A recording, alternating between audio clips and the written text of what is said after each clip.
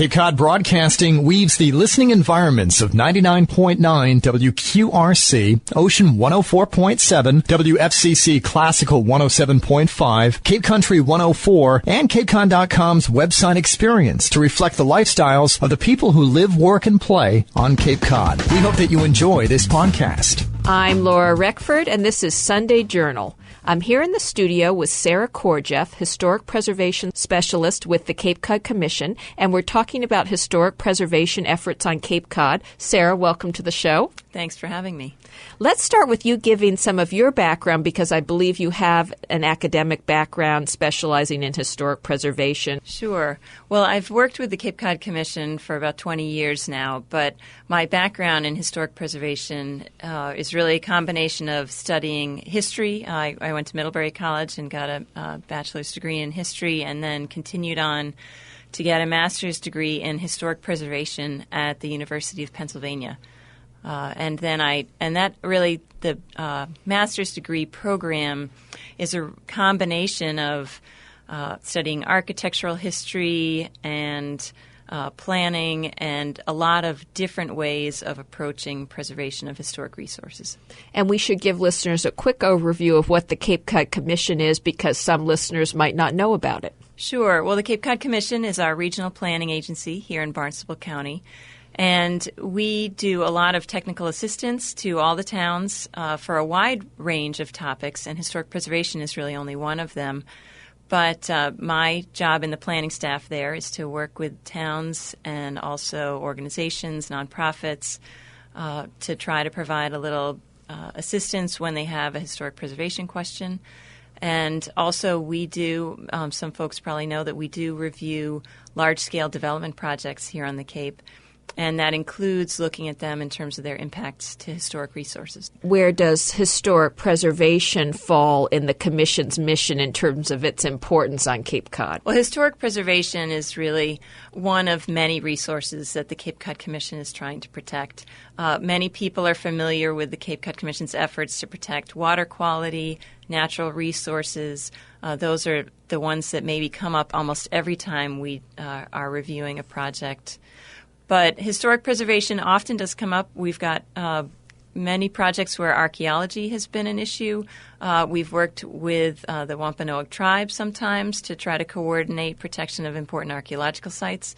And many times we've been focusing on protecting individual historic buildings and historic buildings within a historic district on the Cape, wanting to make sure that any new development doesn't really need to have a negative impact on important historic buildings and the important character of the Cape. Now, how unique is Cape Cod in terms of its historic sites? When you think about, of course, the region, New England is so rich in historic sites. What does Cape Cod have that's special, if anything, in terms of the region and really across the country? Well, I think Cape Cod is lucky to have so many historic resources still standing. And we have thousands of historic properties that are listed on the National Register of Historic Places here, but we have thousands more that haven't been given that formal designation, even though they are just as significant. So we have these great village collections, sort of tight collections of historic properties where people can really get out and see just a wide variety of really fascinating architectural examples. But we also have historic buildings sort of hidden off that are in and amongst less developed areas or in and amongst more recently developed areas, and you just never know when you're going to stumble upon one, it seems. But we have a wide variety of architectural styles, and you can tell the whole story of Cape Cod's history really in looking at the architecture that we still have standing.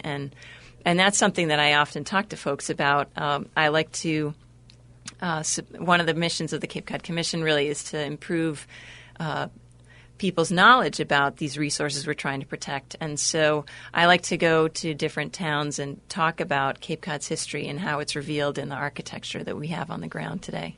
Now, of course, those historic houses, there's a sort of intrinsic value in terms of that they are historic sites and they're very interesting and sometimes very beautiful to look at. What is the economic value of these historic sites? Why should people really care about them other than, as you say, the history of it? Well, I think there are a couple of answers to that. And the first, perhaps, is recognizing that Cape Cod's economy is so based on tourism and its seasonal population. And one of the reasons that visitors come to Cape Cod is because of the character, and that's not really designed by the result of our more recent development. It's a result of our historical development patterns and the wonderful historic architecture we have. Everyone recognizes that's not the only draw to the Cape, but it's a big piece of the economy and what draws people here. And when people have done surveys asking folks, residents of Cape Cod, why they moved here and what were the key factors, community character and the sense of place and the historic character of the Cape have always come up high on that list. So that's one piece of it, recognizing that preserving our unique historic structures and our villages is really important to continuing to draw visitors to this area. But also, I think people recognize that in historic neighborhoods that there's a real value to the individual historic properties and to maintaining that character. It keeps property values stable, and it certainly makes for a unique neighborhood that draws a lot of people. I'm Laura Reckford, and this is Sunday Journal. I'm talking with Sarah Korjev, the Historic Preservation Specialist at the Cape Cod Commission, about historic preservation on Cape Cod. Now, what towns on the Cape? We have 15 unique towns here. Which ones do you think have been most successful in terms of historic preservation? Well, I have to say that we have a lot of towns that have done a lot. And what's interesting is that each town has chosen a slightly different approach sometimes. Some have gone out and created historic districts as their main focus, and others have really pushed for educational efforts and taken a different path. But I think that I have to point to Provincetown for having one of the largest historic districts, individual historic districts. And that's a lot of work to review and maintain all those properties. But I think more recently, I would also have to point to Falmouth.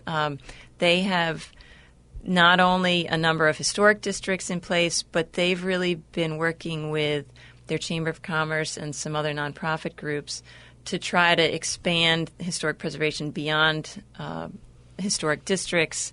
And they've just recently created a new group called the Falmouth Preservation Alliance that'll be the linchpin, I think, for that. And it's interesting you bring that up, and that new group has formed this fall, and it's really after, over the past couple of years, a couple of historic buildings, important buildings people knew about in town were either demolished or threatened with demolition. Do you think this effort of the new group is something that, is it too late in some ways? Well, I think it's never too late to try a new angle for preserving historic properties. The Cape has been really successful with historic districts of various kinds, which we have had in place for decades now. And I think individual towns have found certain educational efforts have really helped them, and certain bylaws have helped them. I'm really excited, actually, that Falmouth has finally got something new, a new tool sort of in their toolbox. And I'm hopeful that it'll do well and that other towns will choose to adopt it also. I think that having lost a few historic properties in quick succession was really the kick that the town needed to really move forward and create this new tool. And I think that it'll always be important to have a wide variety of ways to pursue historic preservation, because certain tools will work in one situation and other tools in another. Now, we know a lot of people who live in historic houses take great pride in the history of the house, and they think of themselves as stewards, really, rather than owners of the house, that they're passing it down to the next generation, taking care of it for the next generation. But we also know of others who get nervous about if their house might get listed on a historic register and what that means. Talk about what that means for someone when it's listed and what maybe the pros and cons are. Sure. Well, there are several different kinds of districts that buildings could be listed on. You could be part of a local historic district, which means that your town has studied an area and decided that it has historic significance. They've created boundaries, and they've brought this proposal to town meeting. So in local historic districts, any exterior change, so any change to the historic structure on the outside that people can actually see from the street, would be reviewed, would have to go through a review by this board and be approved before the construction work could go forward. So that's something that's pretty familiar to people. They're used to going to the planning board for approval. They're used to going to conservation commissions for approval, and it's a very similar kind of process. The National Register is a little bit different. The National Register historic districts actually are established through a slightly different process. They have to go through review by the Mass Historical Commission, and they actually get reviewed at the federal level and become part of sort of the National Park Service's list of National Register properties across the country. And what's really unique about Cape Cod is that through the Cape Cod Commission Act, we actually have some power to protect buildings on the National Register, because in many places it's really just an honorary designation.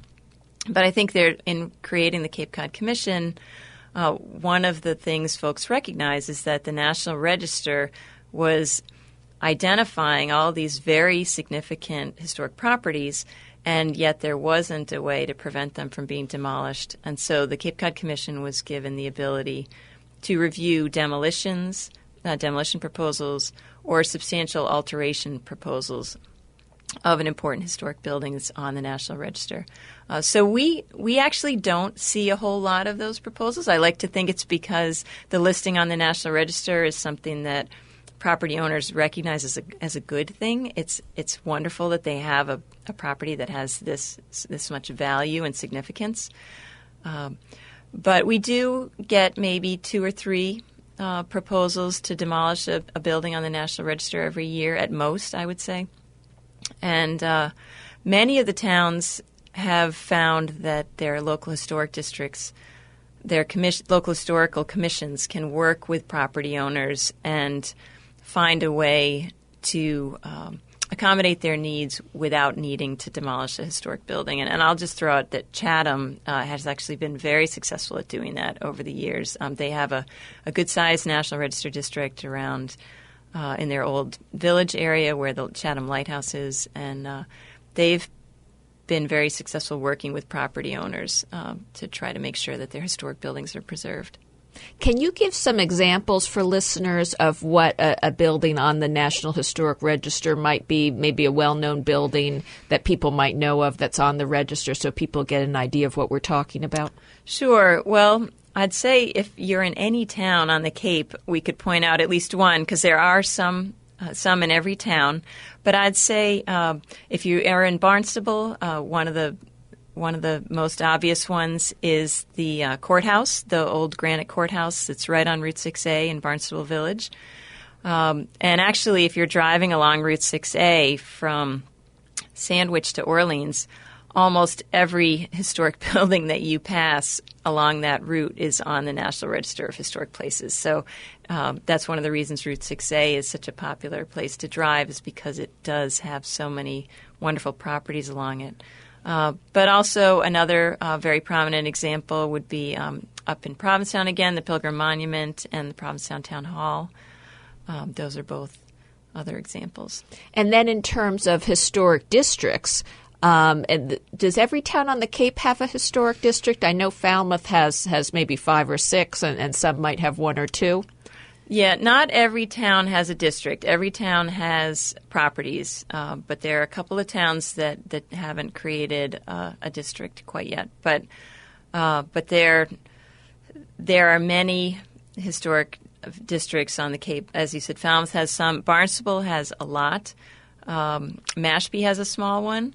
And certainly most folks are familiar with the Old Kings Highway Historic District, which spans pretty much the area from Route 6 north to Cape Cod Bay, and that's known as one of the largest historic districts in the country. So that's a pretty unique one for Cape Cod also.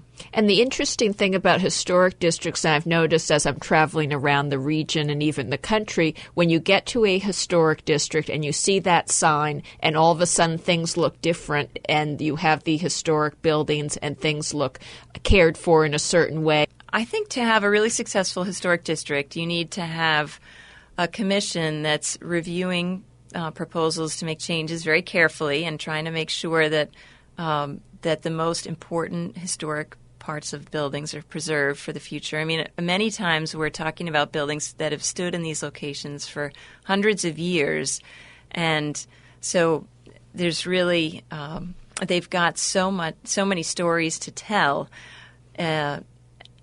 But I think also there's an important educational component to a historic district, helping people understand what those stories are, helping them understand the different architectural forms and why these buildings were built and when they were built. And walking tours and brochures and other educational programs can really help with that. Now, where do you point people? We have about 30 seconds left. Where do you point people if they want to find out more about the Cape's history and historic districts and these types of topics? Well, I think that going to your local historical society and your local historical commission is a great way to start because they are really familiar with your own neighborhood and they can tell you where there are resources where you can do some research. But you can also always go to the Cape Cod Commission website. We have a section on historic preservation, and it talks about the various tools that are out there. We have some maps that can show folks where all the historic districts and National Register buildings are. And also it has information from workshops that we've held in the past where we've tried to do some training to teach people a little bit more about our historic resources and why they're important. Interesting stuff. Unfortunately, we're out of time. I've been talking with Cape Cod Commission Historic Preservation Specialist Sarah Korjev. Sarah, thank you so much for being with me here today. Thanks for having me. I'm Laura Reckford, and this is Sunday Journal. This podcast is a presentation of Cape Cod Broadcasting, which is solely responsible for its content. Thank you for listening. For more information, please visit us at capecodbroadcasting.com.